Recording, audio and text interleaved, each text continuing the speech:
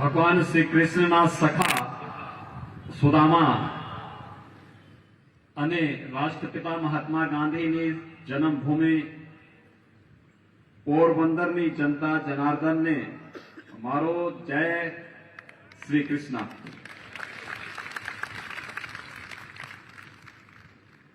मंच पर उपस्थित आज की इस चुनावी सभा में अपना आशीर्वाद प्रदान करने के लिए उपस्थित पूज्य संतजन बापू शेरनाथ जी, बापू बसंत बावाश्री जी, बापू भवन प्रकाश दास जी, आपके लोकप्रिय विधायक और पूर्व मंत्री और वर्तमान में भारतीय जनता पार्टी के प्रत्याशी श्री बाबू भाई मौखरिया जी, उत्तर प्रदेश सरकार के पूर्व मंत्री श्री सुरेश राणा जी, जिला प्रमुख श्री किरीट भाई मोडवाडिया जी, जिला पंचायत प्रमुख मंजूबेन करावद्रा जी, अशोक मोड़ा जी, खिमजी भाई मोती वरस, पंकज भाई मजीठिया, श्री निर्मल जी औड़ेदरा और भारी संख्या में पोरबंदर विधानसभा क्षेत्र से जुड़े हुए सभी उपस्थित भाइयों बहनों,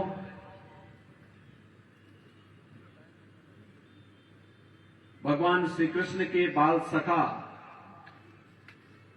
सुदामा की इस पावन धरा को मैं नमन करता हूं। भारत की आजादी को सत्य अहिंसा के मार्ग का अनुसरण करते हुए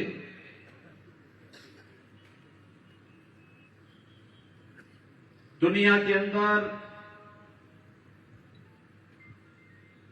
अपनी सादगी और अपनी सच्चाई के बल पर बड़ी बड़ी ताकतों को हिलाने वाले पूज्य बाबू की इस जन्मभूमि, राष्ट्रपिता महात्मा गांधी की इस पावन जन्मभूमि को मैं कोटि कोटि नमन करते हुए आप सबका हृदय से अभिनंदन करता हूं। भाइयों बहनों, सुदामा की पावन भूमि तो है ही, राष्ट्रपिता महात्मा गांधी जी की भी पावन भूमि होने के साथ ही यहां पर नाथ संप्रदाय से जुड़े हुए भी महत्वपूर्ण स्थल हैं। औड़दर में पूरा गांव ही बाबा गोरक्षनाथ का अनुयायी है और माधव प्राची में यह मान्यता है कि भगवान श्री कृष्ण और रुक्मणी के शादी ब्याह के कंकण बंधन के कार्यक्रम को भी वहां पर महायोगी बाबा गोरक्षनाथ जी ने ही संपन्न किया था और वह उसकी स्मृतियां आज भी यहां पर जुड़ी हुई हैं। गुजरात की धरती हर देशवासी गौरव की अनुभूति करता है। जब भी देश संकट के दौर से गुजरा है, गुजरात नेतृत्व देने के लिए खड़ा हुआ है। आजादी की लड़ाई हो या स्वतंत्र भारत में जब ब्रिटिश सत्ता भारत को अनेक टुकड़ों में बांटने का षड्यंत्र कर रही थी, तब इसी धरती के लाल, इसी धरती के सपूत लोक पुरुष सरदार वल्लभ भाई पटेल ने भारत गणराज्य में 563 से भी रियासतों को शामिल करवा करके भारत की एकता का जो दृढ़ निश्चयी कार्य उस कालखंड में किया था, वो दुनिया के लिए कौतूहल और आश्चर्य का विषय है। लेकिन इसी धरती के सपूत लोक पुरुष सरदार वल्लभ भाई पटेल के नेतृत्व में कार्य हुआ। और भाइयों बहनों, जब कांग्रेस की परिवारवादी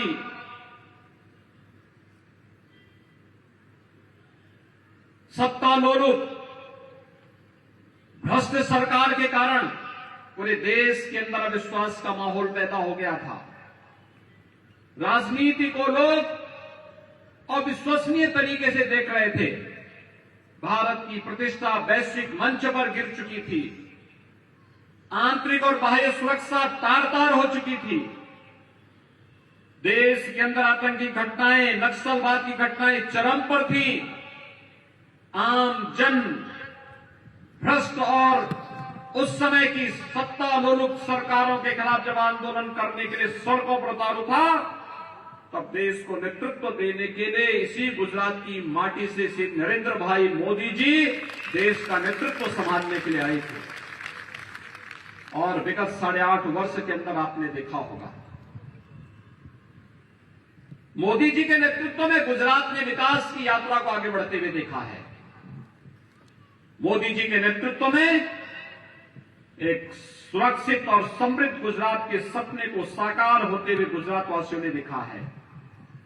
और आज पूरा भारत एक भारत श्रेष्ठ भारत की इस परिकल्पना को साकार होते हुए देख रहा है। वैश्विक मंच पर भारत की बढ़ती हुई प्रतिष्ठा किसी से छुपी हुई नहीं है। यह वर्ष देश की आजादी का अमृत महोत्सव का वर्ष है। आजादी के अमृत महोत्सव वर्ष पर हमारे लिए इससे बड़ी गौरव की बात क्या हो सकती है कि जिस देश पर ब्रिटेन ने 200 वर्षों तक शासन किया था, आज उस ब्रिटेन की अर्थव्यवस्था को पछाड़ करके मोदी जी के नेतृत्व में भारत दुनिया की 5वीं अर्थव्यवस्था बना है। दुनिया के 20 प्रमुख देश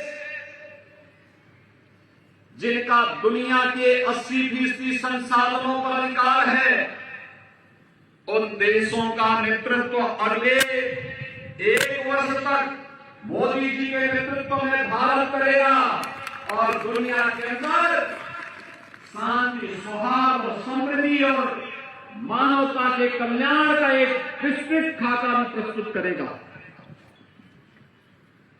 आजादी के अमृत महोत्सव के अवसर पर एक गौरव इसी गुजरात की माटी के सपूत प्रधानमंत्री मोदी जी के नेतृत्व में भारत को प्राप्त हुआ है।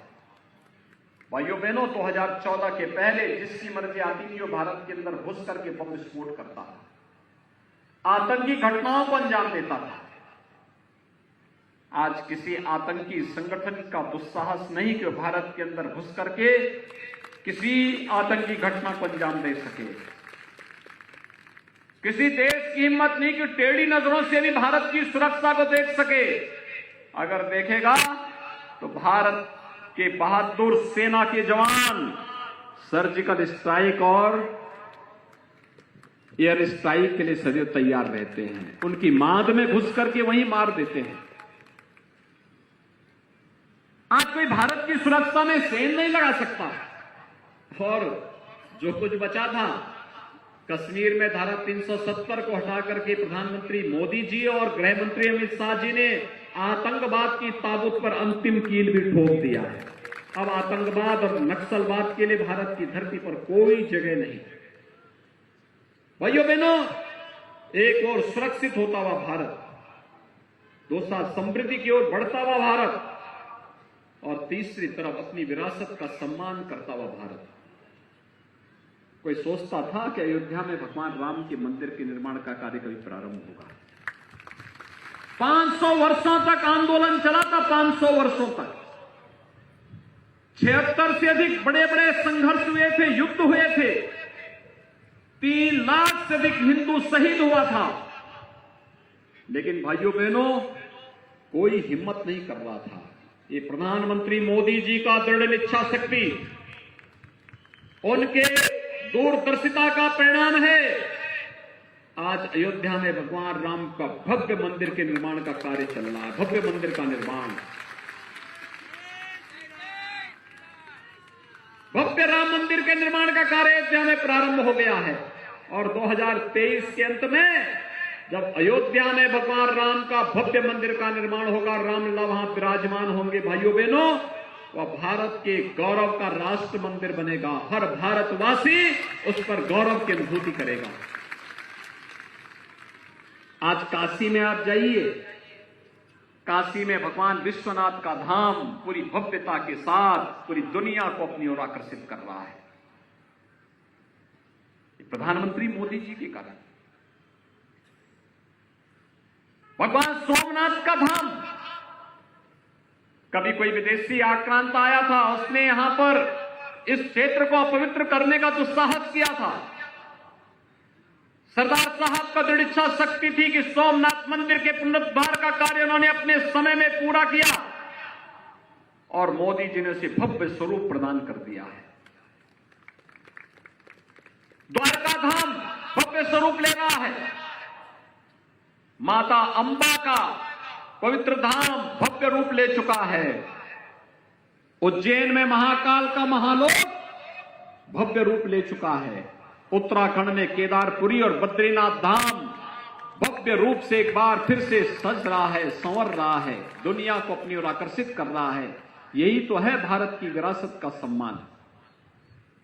लेकिन संकट के समय अपने देशवासियों के साथ खड़ा भी कैसे होना चाहिए, उनके प्रति कैसे संवेदना होनी चाहिए, एक अभिभावक के रूप में प्रधानमंत्री मोदी जी ने कोरोना कालखंड में भी देशवासियों के सामने एक उदाहरण प्रस्तुत किया है।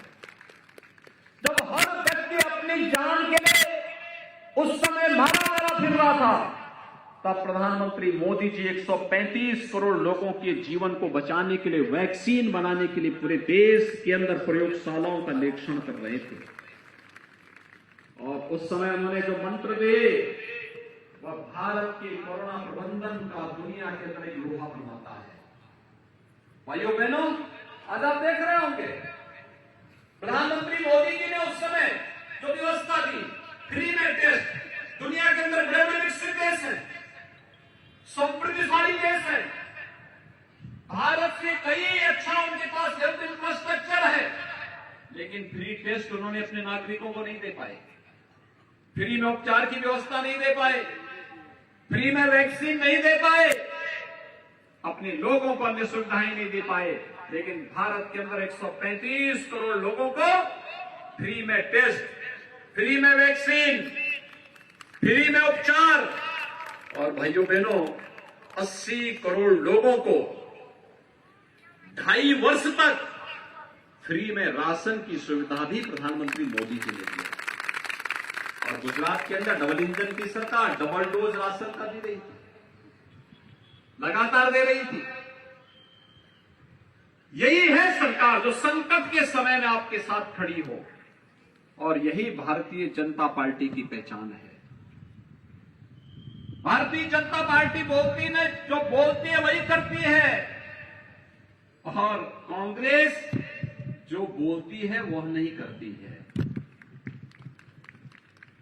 कांग्रेस संकट के समय कभी खड़ी नहीं होती है, और बापू ने इसीलिए कहा था, जब देश आजाद हुआ था, बापू ने कहा था कांग्रेस को विसर्जित कर दो, कांग्रेस को अब समाप्त कर देना चाहिए, कांग्रेस का काम समाप्त हो चुका है। और भाइयों बहनों, बापू के सपने को साकार करने का समय आ गया है। आप याद करिए, उत्तर प्रदेश 25 करोड़ की आबादी का राज्य है, 25 करोड़ की आबादी है, 403 विधानसभा सीट है, और कांग्रेस के कितने सदस्य हैं? 2। राम नाम सत्य है कि रे 4 आदमी चाहिए होते हैं, 4 भी नहीं है। और इसलिए भाइयों बहनों, मैं आपसे यही अपील करने के लिए आया हूं कि समृद्धि और सुरक्षा भाजपा दे रही है। आप देखते रहे होंगे 2000 यानी भाजपा के पहले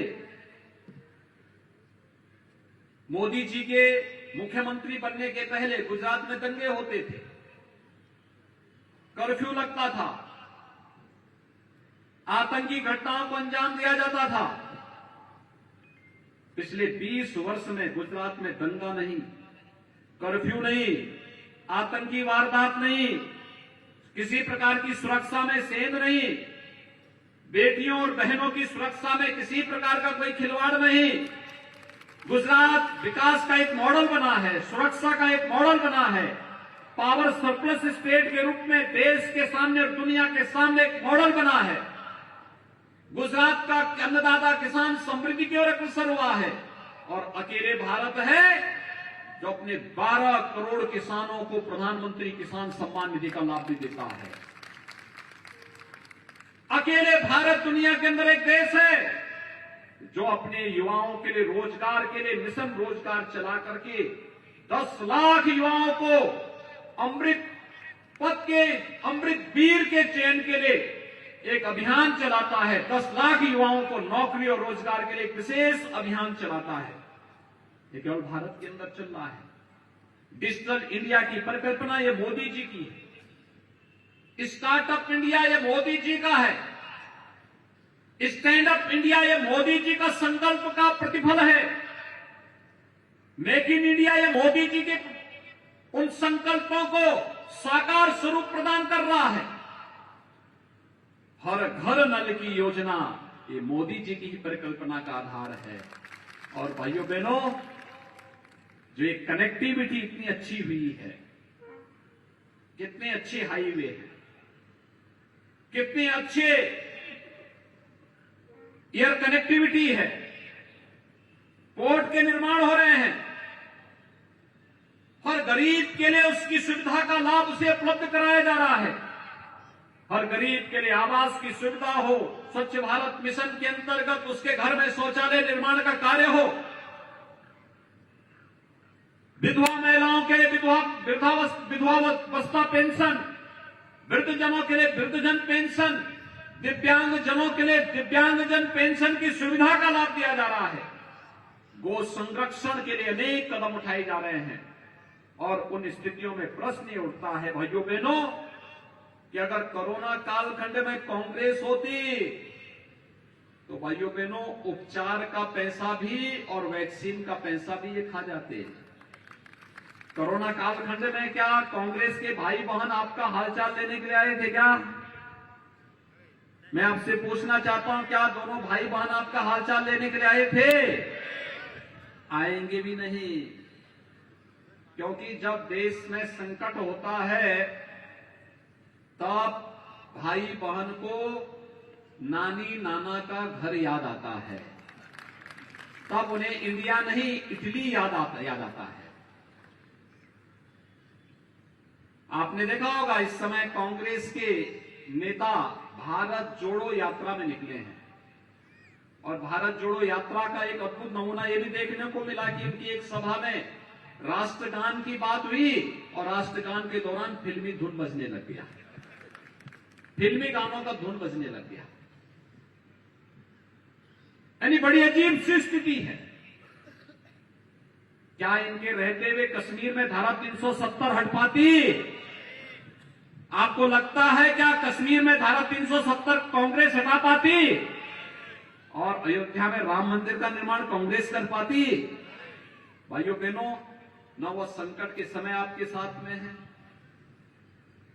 न वे आपकी आस्था का सम्मान कर सकते हैं, न आपको सुरक्षा ही दे सकते हैं,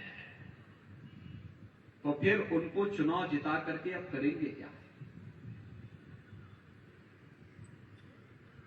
एक कहावत है हिंदी में और वह है कि अपने लिए स्वयं अपना दुश्मन पाल लेना। कहते हैं आ बैल मुझे मार। यानी ये कहावत कांग्रेस में भी बैठती है और इसीलिए मैं आप सबसे अपील करूंगा कि भाइयों बहनों, मैं 5 साल पहले भी आपके पास आया था यहां पर बापू भाई के लिए, तब भी मैंने आपसे अपील की थी और आपने समर्थन दिया। मैं इसके लिए आप सबका आभारी हूं।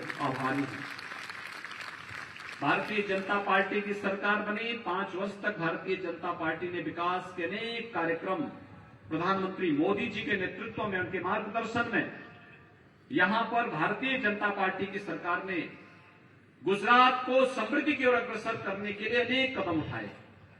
आज भी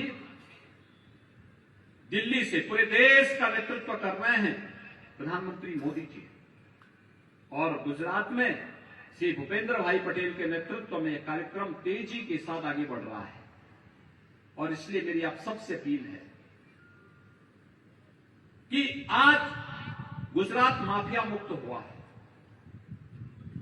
आज गुजरात सुरक्षा से सुदृढ़ हुआ है। आज गुजरात का विकास का मॉडल देश और दुनिया के अंदर जाना जा रहा है।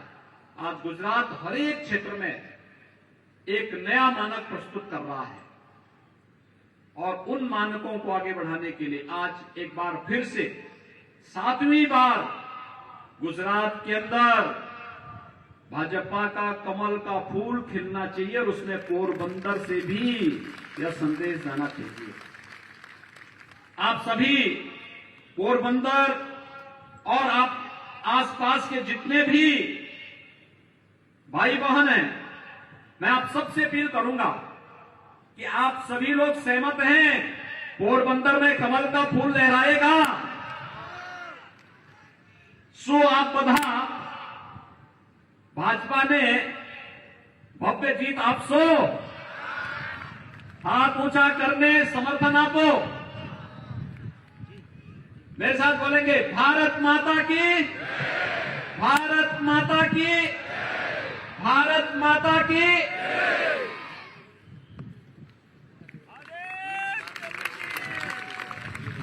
खत्म हो गया। हेलो, हाँ, वो वहीं से था, वहीं से था। जय श्री राम, जय श्री राम, जय जय श्री राम।